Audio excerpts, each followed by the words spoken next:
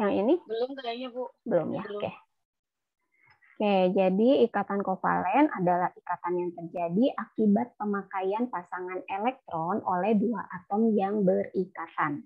Kemudian ikatan kovalen terbentuk di antara dua atom yang sama-sama ingin menangkap elektron. Kemudian atom-atom yang biasanya berikatan secara kovalen umumnya yaitu ikatan non-logam.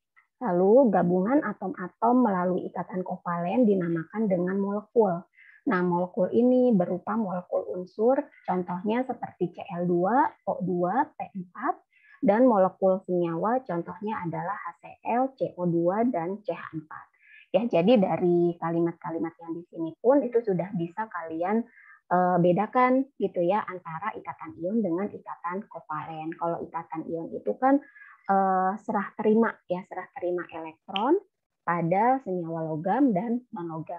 Jadi ada senyawa yang menyerahkan elektronnya, kemudian ada juga yang menerima elektronnya, gitu ya. Kemudian kalau pada ikatan ion, ketika si unsur ini sudah menyerahkan elektronnya, kemudian sudah diterima oleh atom yang menerimanya, nah atom yang sudah menyerahkan elektronnya ini dia akan menjadi bermuatan positif. Ya, kemudian kalau atom yang menerima elektron tersebut, maka dia akan berubah menjadi bermuatan negatif. Nah, ketika dia sudah saling berikatan, ya sudah berubah positif dan negatif, yang dihasilkan adalah suatu senyawa ion.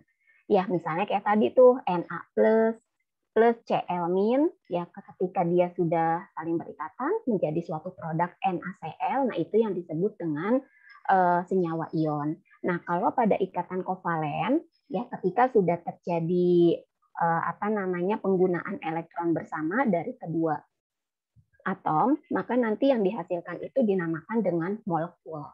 Ya, molekul ini bisa molekul unsur ataupun molekul senyawa.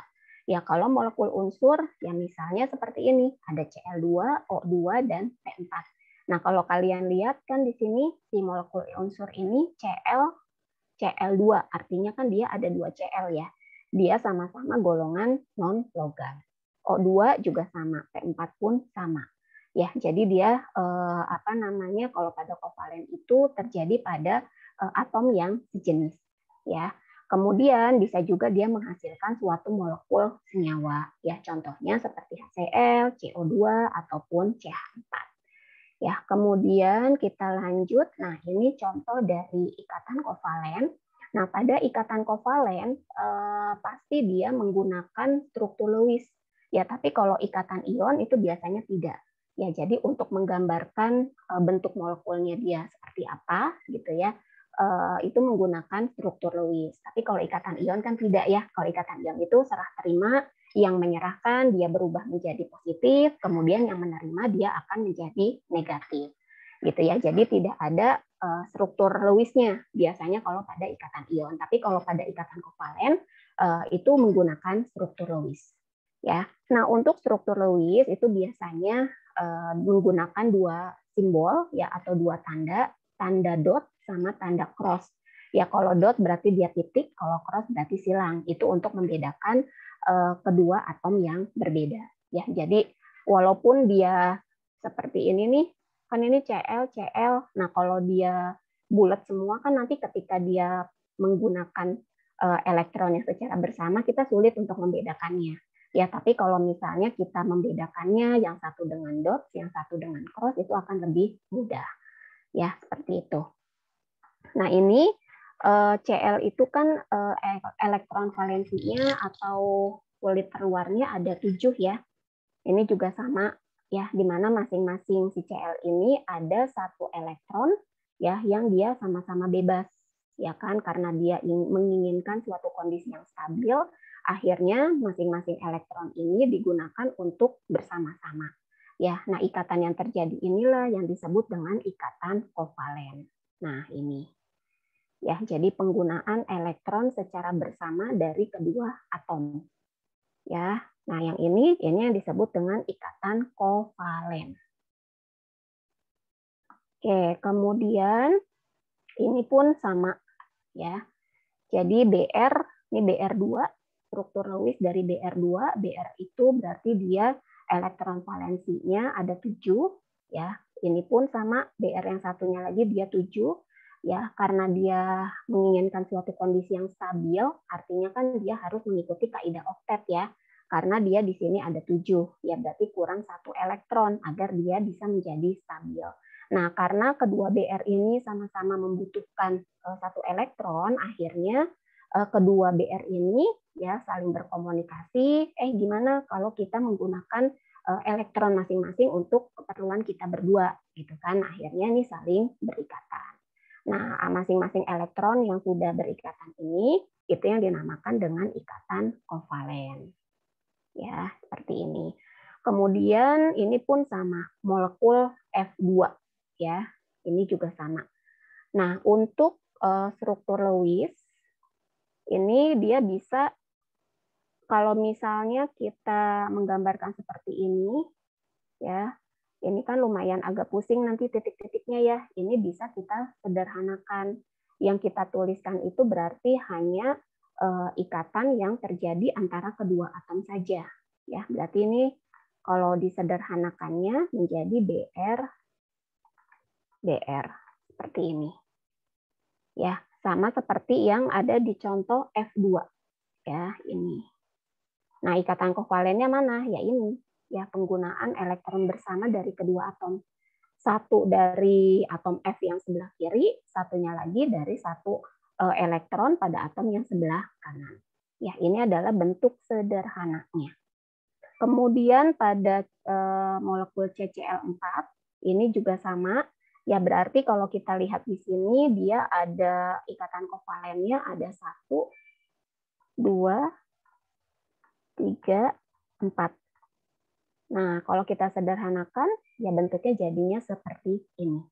Untuk yang elektron-elektron yang lainnya itu tidak perlu kita gambarkan. Karena kenapa tidak digambarkan dengan tanda strip gitu ya, atau rantainya? Karena kan ini belum terjadi ikatan antara kedua atom. Ya, yang kita gambarkan itu ikatan, ya ikatan antara satu atom dengan atom yang lain. Ya, nah ini yang disebut dengan ikatan kovalen. Kemudian, nah pada ikatan kovalen itu ada macam-macam. Ya, ada ikatan kovalen tunggal, ada ikatan kovalen rangkap 2, dan ada ikatan kovalen rangkap 3. Kalau yang tadi ya, yang tadi kita sudah kalian dengarkan ya, ini disebutnya dengan ikatan kovalen tunggal. Ya, karena dia hanya terbentuk satu ikatan saja ya antara kedua atom. Nah, kalau misalnya ikatan kovalen rangkap 2 berarti ikatan yang terbentuk adalah ada 2 ikatan. Kalau kovalen rangkap 3 berarti ada 3. Ya, contohnya ini ikatan kovalen rangkap 2 merupakan ikatan kovalen yang dibentuk oleh 2 pasangan elektron ikatan. Misalnya pada senyawa O2 dan C2H4. O2 itu berapa elektron valensinya? O 6 ya. 6, Bu. O itu 6 ya, berarti nanti kita buat struktur Lewisnya. Di sini 1, 2, 3, 4, 5, 6. Kemudian O yang satunya lagi pun sama ya, 1, 2, 3, 4, 5, 6. Nah, ini nanti akan terbentuk ikatan kovalen rangkap 2 ya. Ini ikatan yang satu. Ini satunya lagi. Nah, kalau disederhanakan dia bentuknya menjadi seperti ini. Ya, kemudian C2H4. Berarti kita buat dulu C-nya ada 2. Kemudian nanti H-nya ada 4. Ya, pada C yang pertama H-nya 2, C yang kedua H-nya pun 2. Baru setelah itu kita tambahkan elektron valensinya. Elektron valensi dari C berapa?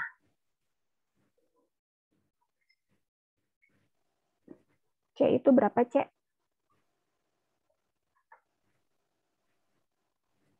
C berapa elektron valensinya?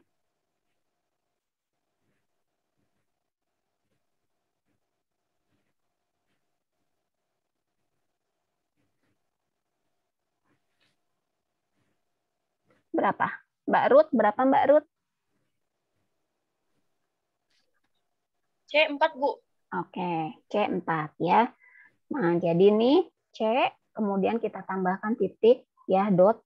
Nih, 1, 2, terus 3, 4. Ya, kalau H dia kan 1 ya. Ini 1. Ini 1. Begitupun untuk yang C satunya lagi. Nah, berarti dia terbentuk 2 ikatan nih. Nah, ini yang disebut dengan ikatan kovalen rangkap 2. Kenapa yang ini ada ikatannya juga? Karena di sini terbentuk ikatan antara H sama C.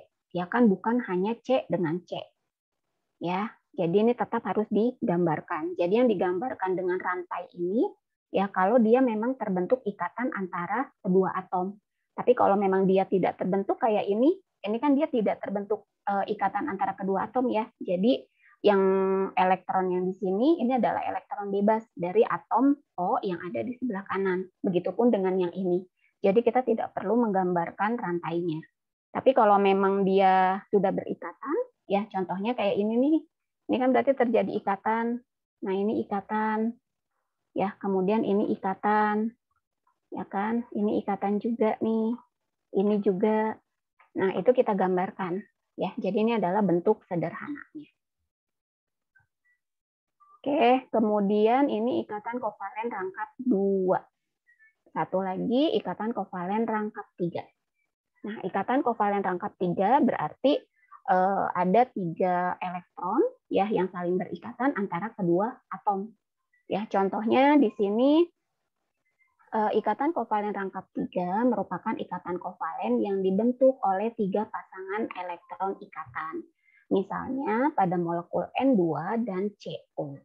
Ya, kita lihat di sini N2 ya, berarti nanti kita buat nih N-nya ada 2, kemudian kita tambahkan elektron valensi dari masing-masing atom N-nya. N berapa elektron valensinya? 2. N. N. 5. 5. 5 ya. N itu elektron valensinya 5. Ya, jadi kalau kamu mau memahami, mau bisa mengerjakan ikatan ion, ikatan kovalen, kamu memang harus tahu elektron valensinya ya. Elektron valensi itu dari mana? Dari konfigurasi elektron. Ya, silakan nanti kalian dibuka-buka lagi ya, atau mau melihat dari penjelasan di YouTube mengenai konfigurasi elektron juga boleh, silakan saja ya. Nah, ini 5 ya, berarti 1, 2, 3, 4, 5. N yang satunya pun juga sama, 1, 2, 3, 4, 5. Nah, di sini akan terbentuk ya 3 ikatan. Nah, ini 1, kemudian ini 2, ini 3. Nah, jadinya dia seperti ini bentuk sederhananya.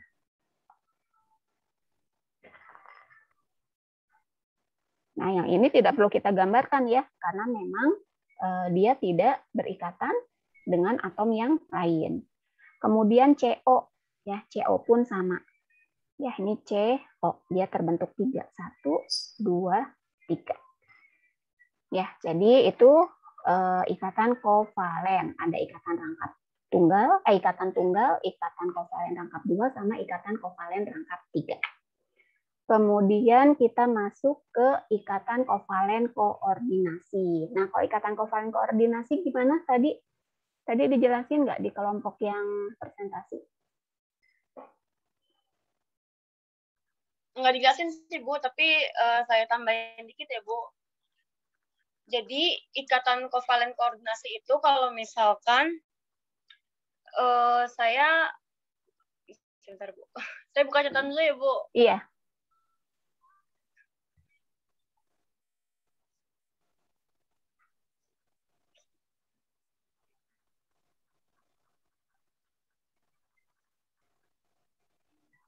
Jadi dia itu kayak dapat pinjaman gitu loh, Bu. Kalau jadi misalkan ada, jadi dia itu pasangan, saya bingung jelasinnya, Bu, karena ada contohnya, dia pasangan tapi dipinjemin ke yang unsur sebelahnya tapi dari satu atom yang sama, Bu. Misalkan contohnya itu kalau di catatan saya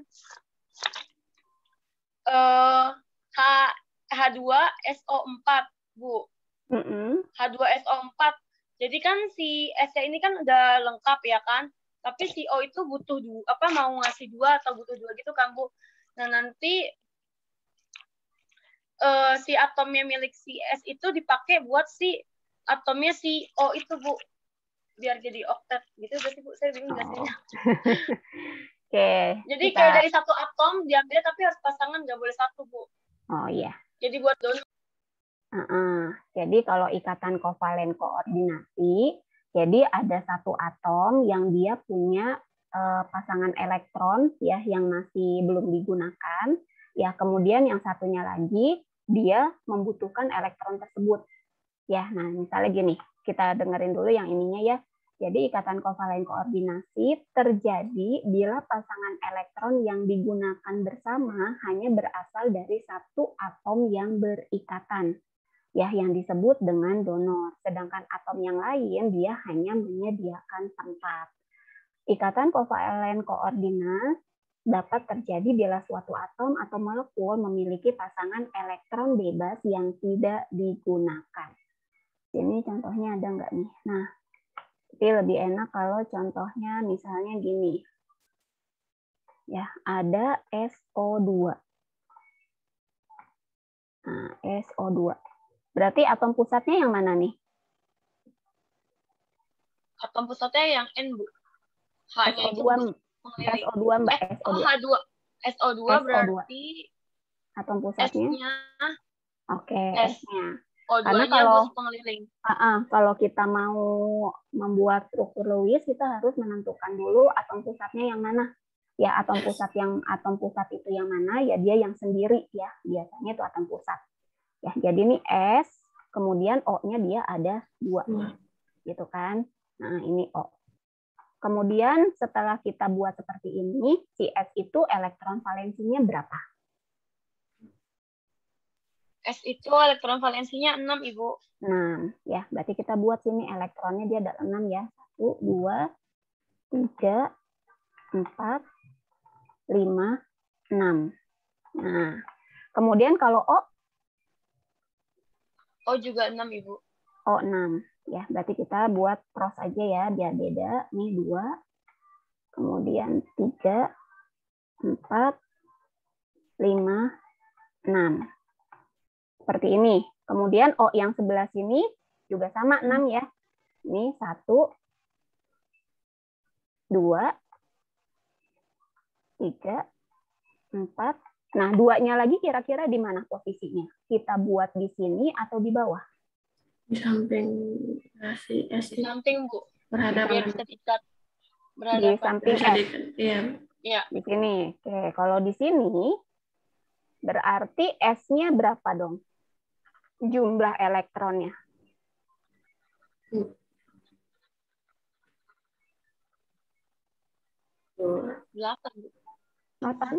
1, 2, 3, 4, 5, 6, 7, 8, 9, 10 dong. Enggak, kebanyakan.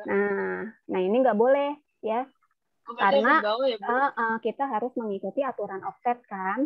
Ya, berarti yang ini kita tidak boleh menulisnya di sini. Karena kalau kita menulisnya di sini, ini akan berikatan nih.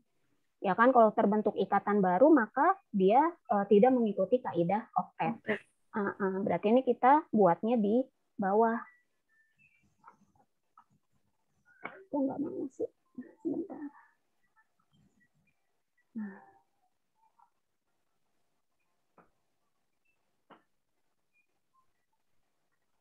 Nah, seperti ini. Terus ikatan kovalen koordinasinya yang mana kira-kira? Yang itu, Bu, yang dari O2 itu. Yang sebelah kiri sama yang S-nya itu. Yang mana? Ini? Iya. Ini? Iya, Bu. Kayak ini.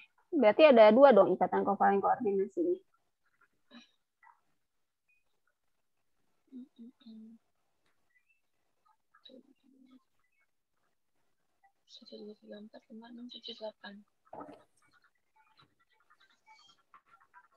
Kan bukannya kalau bentuknya sepasang gitu ya Bu ya, kalau ikatan koordinasi.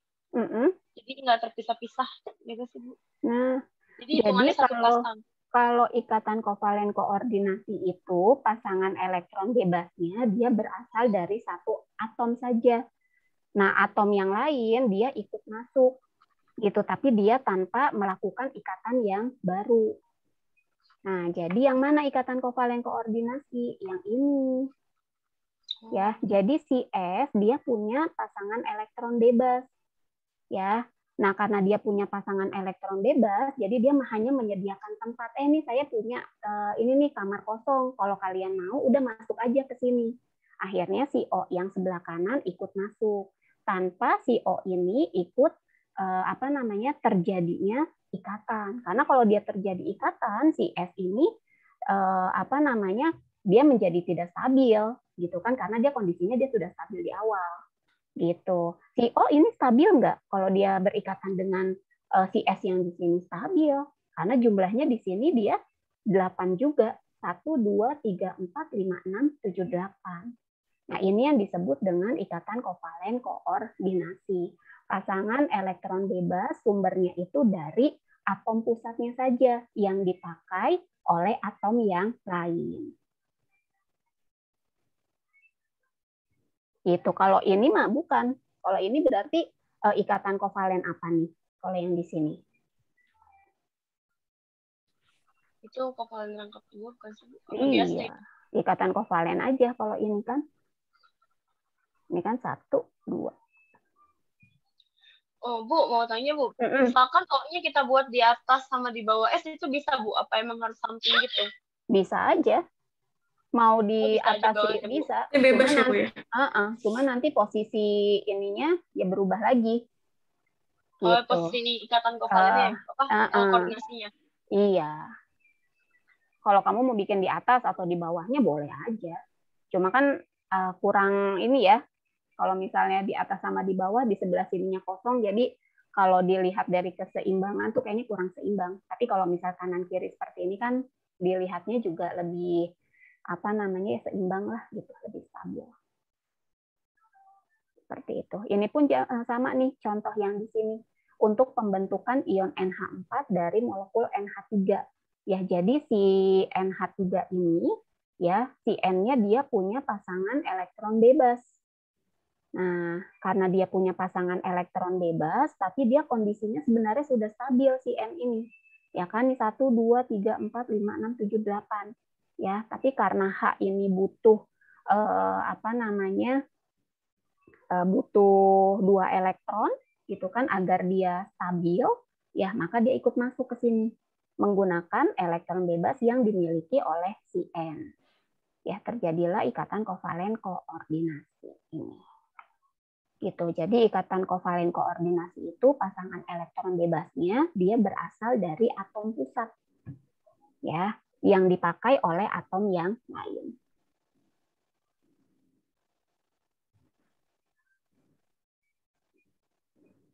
HP-nya mana cantik? Teh Aca ambilin HP Iem, Teh Aca. Oke, bisa kita lanjut? Bisa, Bu. Soalnya belum masuk ke ininya nih, materi bentuk molekul ya. Oke, kemudian ada klasifikasi ikatan kovalen berdasarkan jenis kepolarannya. Ya, berdasarkan kepolarannya, ikatan kovalen itu dibagi menjadi 2. Ada ikatan kovalen polar sama ikatan kovalen non-polar. Ya. Nah, kalau ikatan kovalen polar, dia ikatan antara 2 atom yang berbeda. Misalnya seperti HCl, kedua unsurnya elektronegatif. Pada molekul HCl atau Cl, atom Cl lebih elektronegatif sehingga dapat menarik elektron di sekitar inti atom lebih kuat ke arahnya. Akibatnya, distribusi muatan listrik pada H dan Cl tidak simetris. Bagian Cl agak lebih negatif dan bagian H lebih positif. Jadi kalau ikatan kovalen polar itu biasanya terjadi ikatannya tersebut terjadi antara 2 atom yang berbeda. Ya, misalnya kayak ini H sama Cl. Nah, masing-masing atom ini dia mempunyai keelektronegatifan yang berbeda pula. Ya, kita lihat di sini H itu kan dia elektron valensinya 1 ya. Sedangkan Cl, elektron valensinya dia 7. Dari jumlah elektronnya saja itu sudah berbeda. Ya, karena dia mempunyai perbedaan sifat keelektronegatifan, itu yang menyebabkan dia bentuknya menjadi tidak simetris atau tidak sama. Ya, jadi Cl ini dia lebih besar. Ya, karena memang elektronegatifannya dia lebih tinggi. Ya, misalnya kayak tarik tambang aja. Ya, kalian tarik tambang nih, yang grup yang satu dia cuma 1 orang, sedangkan grup yang kedua dia 7 orang. Kalau dilihat dari tenaganya sudah pasti lebih besar yang grup Cl yang 7 orang tadi, ya kan? Sedangkan yang satu kan dia hanya 1. Makanya di sini bentuknya dia menjadi tidak simetris karena mempunyai sifat keelektronegatifan yang berbeda. Seperti itu. Itu ikatan kovalen polar. Berbeda lagi dengan ikatan kovalen polar. Kalau ikatan kovalen polar, ikatan pada molekul beratom 2 yang terdiri atas atom yang sejenis. Ya, jadi kalau polar dia beda ya jenisnya atau berbeda atomnya. Ya, kemudian kalau ikatan kovalen non polar dia atomnya sama atau sejenis. Misalnya seperti H2, Cl2, O2.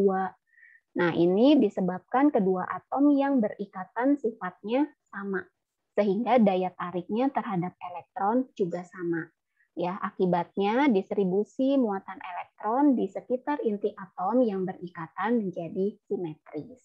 Ya, karena dia jumlah elektronnya sama, kemudian atomnya juga sejenis, gitu ya, sifat keelektronegatifannya pun sama, maka di sini untuk energi daya tarik menariknya pun dia sama, sehingga bentuk dari ikatan kovalen nonpolar ini menjadi simetris.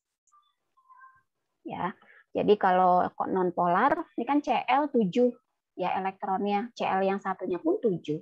Ya, kalau kita lihat gitu ya perbandingannya ya kurang lebih dia sama. Ya, itu yang menyebabkan bentuknya menjadi simetris. Berbeda dengan yang nonpolar tadi, karena dia sudah beda jenis atomnya, berarti kan sifat keelektronegatifannya pun berbeda. Ya, sehingga tenaga ataupun energi yang dikeluarkan dari masing-masing atom pun itu akan berbeda. Ya, sehingga dia yang menyebabkan bentuknya menjadi tidak simetris. Yaitu untuk kovalen polar dan non-polar. Nah, berdasarkan kedua hal di atas, dapat dikatakan bahwa ikatan kovalen polar terjadi pada molekul yang tersusun dari atom-atom yang berbeda tingkat keelektronegatifannya. Ya, misalnya ikatan terjadi antara atom H dengan golongan 1A, ya, dengan golongan 7A, seperti HCl, HBr, HF. Nah, ini adalah ikatan kovalen polar. Ya, kalau harga keelektronegatifan setiap atom nilainya relatif, artinya merupakan hasil perbandingan dengan harga keelektronegatifan atom lain. Ini nggak usah kita itu aja. Nah, sekarang kita masuk ke bentuk molekul. Ya, jadi bentuk molekul adalah suatu gambaran geometris yang dihasilkan jika inti atom-atom terikat dihubungkan oleh garis lurus. Ini yang menunjukkan letak pasangan elektron ikatan. Molekul adalah kumpulan 2 atom atau bahkan lebih yang ada di dalam suatu susunan tertentu yang terikat oleh gaya kimia. Molekul tersebut akan membentuk suatu susunan ruang atom yang dikenal dengan geometri molekul. Jadi bentuk molekul ini adalah lanjutan dari ikatan kimia. Ya, ketika masing-masing atom ini sudah terbentuk ikatan kimianya, maka dari ikatan kimia itu kita bisa meramalkan ya kira-kira bentuk molekulnya itu seperti apa. Nah, gambarannya ini diibaratkan seperti molekul geometri. Kalau artinya geometri ini kan berarti kita bisa melihat secara 3 dimensi ya, bentuk 3 dimensinya. Gitu ya. Jadi kalau dilihat dari sisi kanan dia seperti apa, sisi kiri, atas, bawah. Ya, itu adalah geometri molekul atau dengan penglihatan secara 3 dimensi. Geometri molekul tersebut dipengaruhi oleh pasangan elektron terikat atau PEI dan juga pasangan elektron bebas atau PEB dan domain elektron. Ya, jadi untuk bentuk molekul ini ada 2 teori ya, ada teori phase pair dan teori domain elektron. dari kedua teori itu kita dapat menentukan gitu ya, atau meramalkan kira-kira bentuk molekulnya dia akan seperti apa. Ya. Nah, di sini berarti kalian harus tahu dulu nih, karena bentuk molekul itu berhubungan dengan pasangan elektron terikat ya dengan pasangan elektron bebas. Kalau pasangan elektron ikatan ya disingkat dengan PEI, sedangkan kalau pasangan elektron bebas disebut dengan PEB ya. Nah, ini ya. Jadi PEI, PEB dan domain elektron itu apa sih? Ya, PEI atau pasangan elektron terikat atau pasangan elektron ikatan adalah pasangan elektron yang terikat antara atom pusat dengan atom lain secara kovalen. Ya, jadi syarat dari bentuk molekul itu ikatan yang terjadi adalah harus ikatan kovalen. Tidak bisa ikatan ion. Ya, jadi syarat utama dari bentuk molekul, ikatan yang terbentuk atau yang terjadi adalah ikatan kovalen. Ingat nih pasangan elektron terikat ya, pasangan elektron yang terikat antara atom pusat dengan atom yang lain ya. Kemudian kalau pasangan elektron bebas pada atom pusat yang tidak terikat dengan atom lain. Ya, jadi antara PEI dan PEB dia sama-sama elektronnya ada di atom pusat.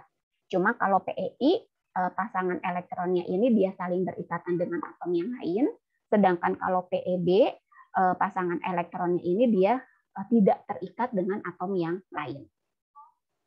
Ya, jadi kalian harus paham dulu mana PEI, mana PEB. Ya, kemudian ada lagi domain elektron. Domain elektron adalah total dari pasangan elektron terikat dan bebas. Setiap pasangan elektron baik ikatan rangkap 2 atau rangkap 3 akan bernilai 1 domain. Ya, jadi bisa dikatakan domain elektron ini adalah PEI ditambah dengan PEB.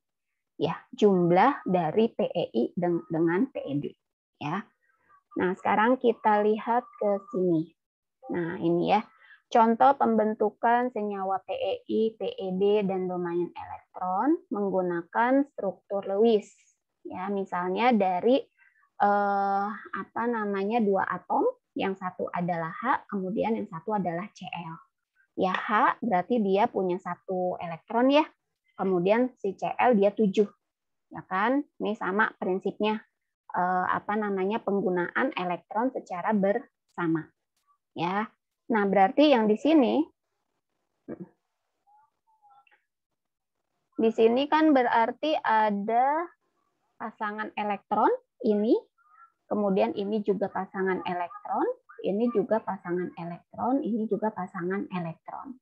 Tapi pasangan elektron di sini itu ada yang berbeda. Ya kan? Kalau yang ini berbeda, kenapa? Ini pasangan elektronnya itu terbentuk dari 2 atom. Ya kan, antara atom pusat dengan atom lain. Ya, sedangkan yang ini pasangan elektron juga, tapi dia hanya berasal dari 1 atom saja atau si atom pusat.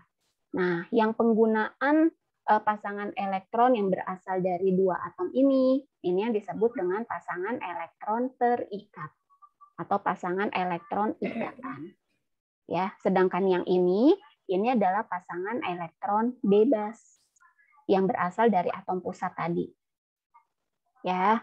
Kemudian, nah di sini dari gambar terlihat bahwa pasangan elektron pada molekul HCl yaitu terdapat ada 1 pasang PEI ya, kemudian ada 3 pasang, ini 1 2 3.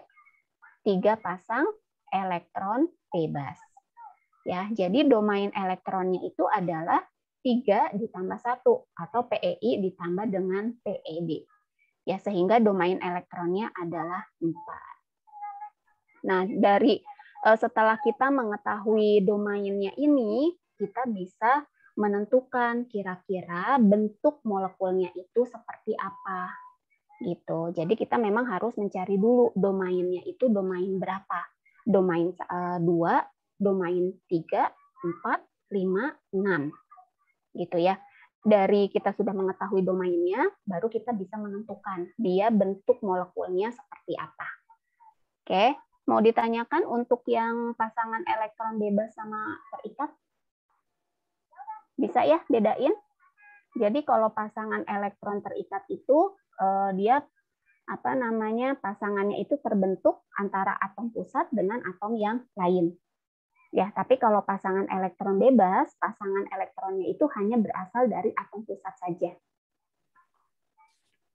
Oke. Bisa ya bedain antara PEI dengan PEB? Oke. Sekarang saya lanjut. Nah, ini juga sama. Ini ada H2O, ya, berarti atom pusatnya adalah si O, ya, kan H2O. Nah, yang sendiri itu siapa? O. Nah, O ini berarti dia atom pusat. Ya, atom pusat itu biasanya dia jumlahnya yang paling sedikit, ya, atom pusat. Nah, ini O, kemudian O itu kan dia 8, ya, elektron valensinya, berarti kita, O berapa? 6 ya? O 6, ya, 1, 2, 3, 4, 5, 6. Kemudian H dia 1. Ya, ini 1, ini 1. Nah, ini yang disebut dengan pasangan elektron terikat atau PEI. Betul. Kemudian yang bawah ini, yang atas ini adalah PEB, ya. Jadi di sini dari H2O ada 2 pasangan elektron terikat dan 2 pasang elektron bebas. Ya, jadi jumlah domain elektronnya adalah 4. 2 ditambah 4. 2 ditambah 2 sama dengan 4. Ya. Kemudian nah, ini adalah teori dari bentuk molekul. Ya, jadi untuk menentukan bentuk molekul kita menggunakan 2 teori. Yang pertama adalah teori Vester atau valensi sel elektron per repulsion. Ya, jadi bunyi teori Vester ini pasangan elektron dalam ikatan kimia ataupun pasangan elektron yang tidak dipakai bersama, yaitu pasangan elektron mandiri saling tolak-menolak. Pasangan elektron cenderung untuk berjauhan satu sama lain. Teori ini menggambarkan arah pasangan elektron terhadap inti suatu elektron.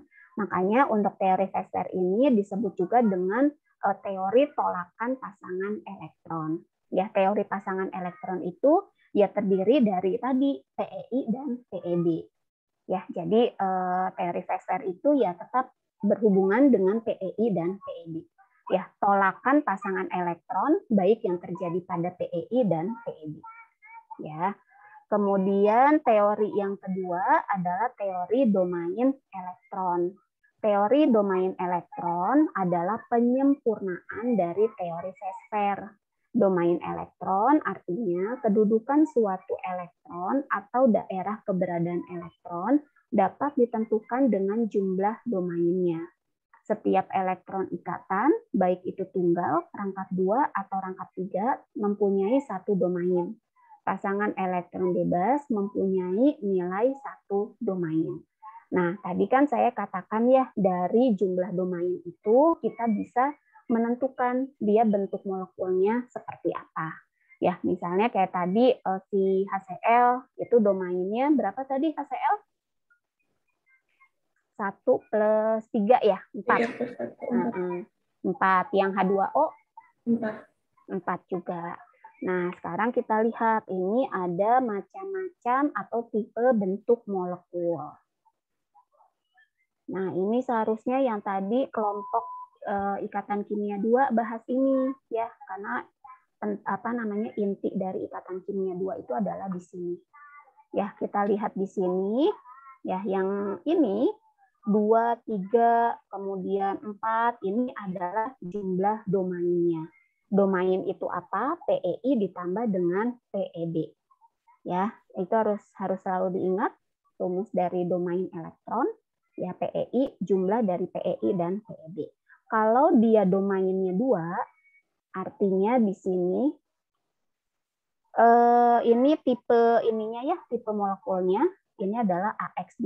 Jadi kalau untuk domain itu ada rumusnya A X M dikali dengan EN. Seperti ini. Nah, A ini mengartikan dia adalah atom pusat. Kemudian X ini adalah atom yang berikatan dengan si atom pusat. kemudian M ini adalah jumlah PEI-nya, kemudian E ini adalah PEB, ya, N ini adalah jumlah dari PEB-nya. Ya, jadi arti dari ini nih yang tipe molekul nih AX2 itu apa sih? Nah, dari arti ini ya berasal dari rumus untuk menentukan rumus domain elektronnya. Nah, ini untuk menentukan tipe molekulnya itu seperti apa? Apakah AX3 atau AX2E seperti itu. Ya, ingat A ini adalah atom pusat. X ini adalah atom yang berikatan dengan si atom pusat. M ini apa M? Jumlah PEI, ya. E ini adalah PEB, N ini adalah jumlah dari PEB-nya. PEB ini ya E. Nah, artinya kalau AX2 AX2 berarti dia apa nih? Kalau AX2 AX2 berarti artinya dia gimana?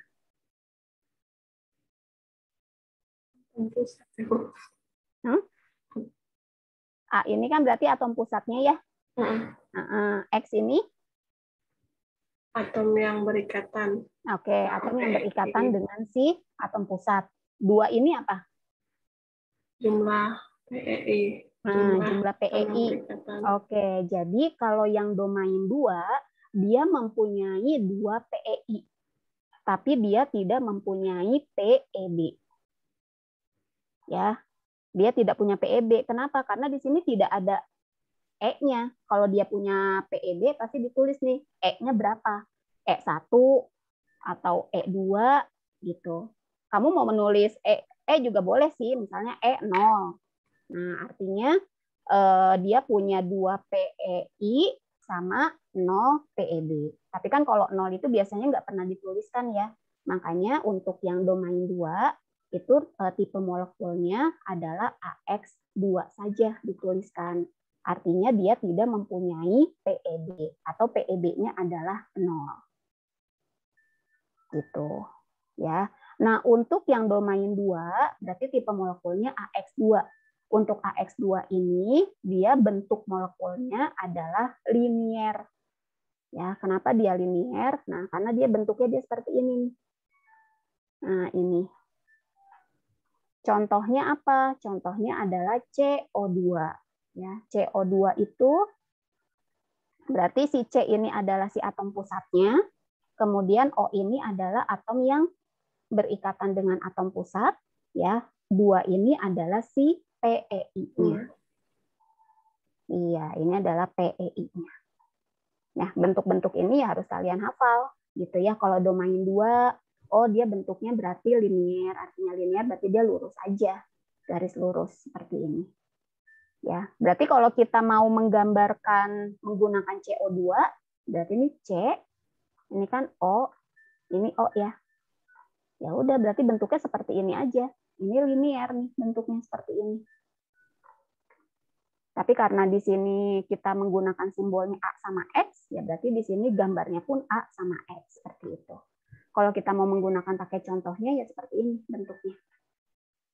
Artinya dia hanya punya 2 pasangan elektron ikatan. Ini yang pertama, ini yang kedua.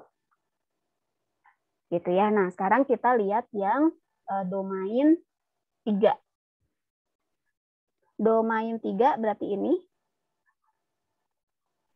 Nah, ini ya, ini domain 3. Kalau domain 3 berarti untuk tipe molekulnya kita bisa memperkirakan dia ada 2 bentuk. Ya. Kenapa, Bu? Karena kita harus sampai mencari si PEB-nya itu kosong, 0, atau senyawa tersebut dia tidak mempunyai PEB. Kan kalau domainnya 3, berarti kita bisa meramalkan tipe molekulnya itu adalah apa kira-kira bentuk yang pertama? AX. Kalau PEB-nya 0, ya berarti kan langsung di sini AX3 kan? Artinya dia jumlah ikatannya sudah diambil semua sama si PEI. Ya, jadi ini PEB-nya 0. Ini bentuk yang pertama. Bentuk yang kedua, kita turunkan saja. Ini AX2E. Nah, kalau AX2E artinya dia punya 2 pasangan elektron ikatan dan 1 pasangan elektron bebas. Ini. Jumlahnya kan 3. Ini 2 tambah 1, 3. Jadi domain 3. Kalau yang ini dia udah langsung diambil semua sama pasangan elektron ikatan. Ya, jadi PEB-nya dia nggak ada, kosong. Gitu. Nah, untuk yang AX3 contohnya adalah BCl3. Ini. Ya, bentuknya dia segitiga planar seperti ini. Ya, jadi kalau kamu mau melihat ini B, kemudian ini CL-nya berarti ada 3 ya. Nah, 1 ke sini, 1 ke sini. Tinggal karena kan ini geometri ya, kalau geometri berarti harus dilihat 3 dimensi gitu kan, garis putus-putus ini kalau dia tampak dari depan. Nah, makanya dia disebut dengan segitiga planar atau segitiga sama sisi. Seperti itu. Nah, kalau dia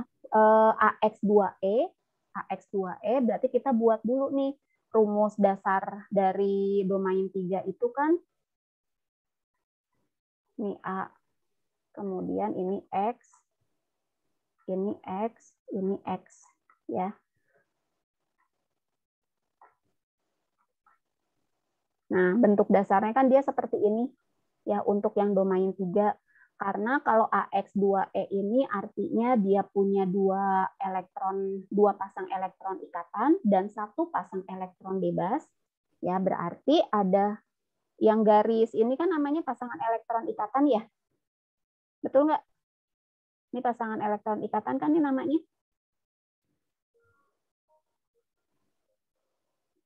Ya, ikatan antara atom pusat dengan atom yang lain. Ini kan pasangan elektron ikatan nih. Ya kan? Karena si AX2 ini dia hanya punya 2 pasang elektron ikatan. Nah, yang garis lurus ini kita putus.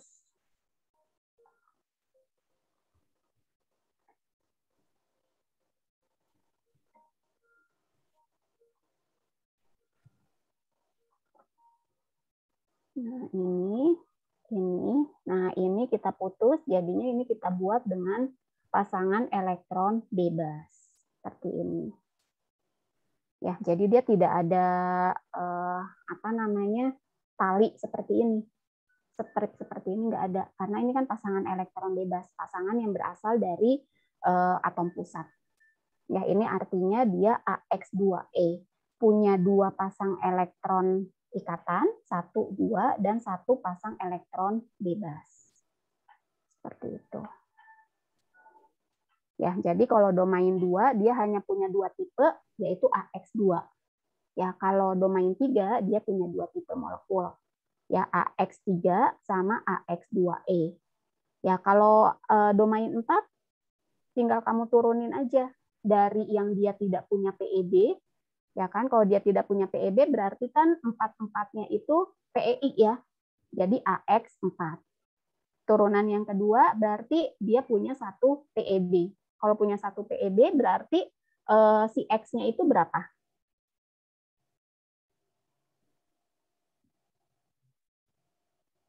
Berapa X-nya?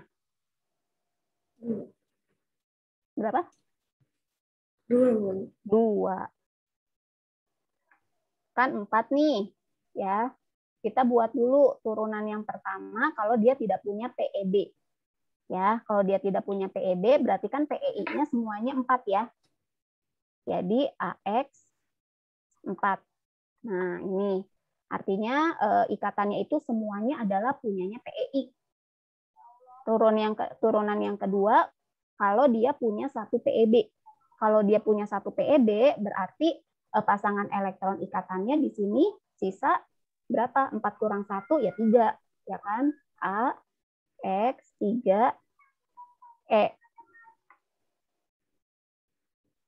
Gitu ya. Kemudian turunan yang ketiga X2E. Nah, kalau ini kan tidak punya PEB, ini satu PEB, berarti turunan yang ketiganya kalau PEB-nya 2. Ya kan? Ini berarti AX 2E 2. Itu. Ya, masih bisa lagi nggak?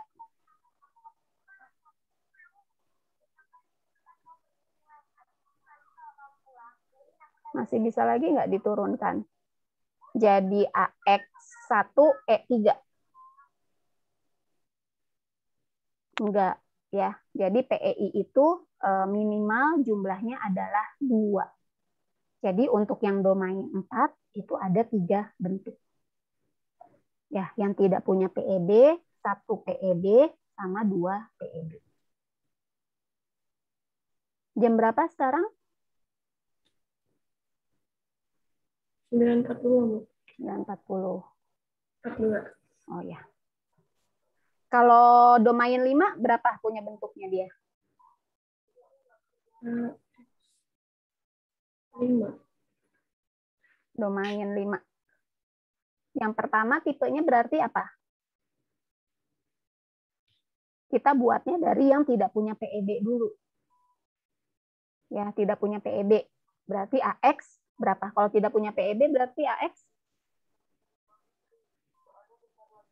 5. Ya, kemudian kalau punya 1 PEB berarti AX 4E. Kalau punya 2 PEB AX 3 E2. Kalau yang punya 4 PEB AX bisa nggak? Enggak ya. Jadi ingat PEI itu minimal 2. Ya, jumlah PEI-nya harus minimal 2. Ya, nggak bisa lebih dari lebih kecil lagi, misalnya 1 gitu, nggak boleh. Ya. Jadi dia sama kayak domain 4 ya, ada 3 bentuk. Ya kan? AX 5, kemudian AX 4E,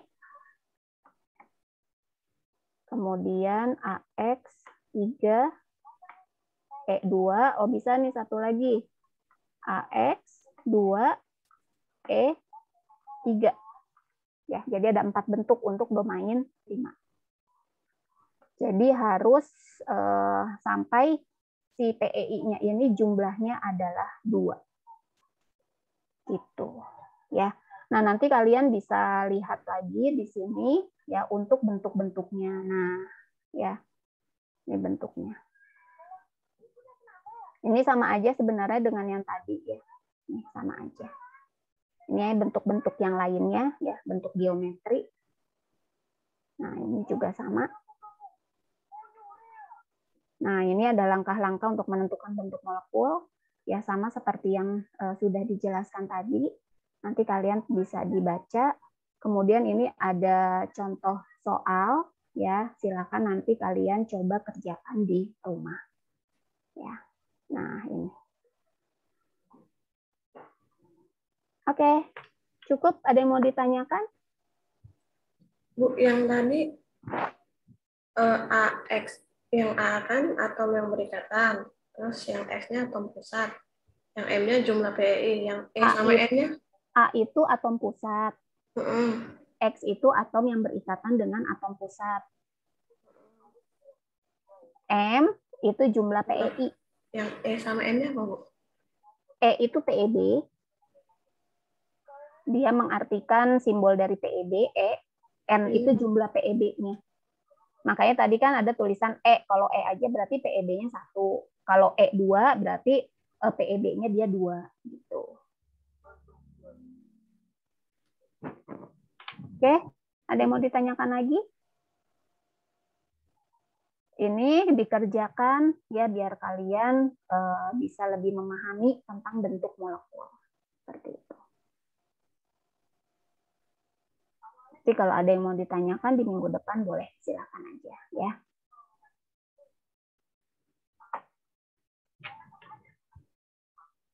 Cukup ya? Nah, ini ada yang merecord nih, bisa nanti kalian minta recordnya dari teman kalian. Cukup, teman-teman?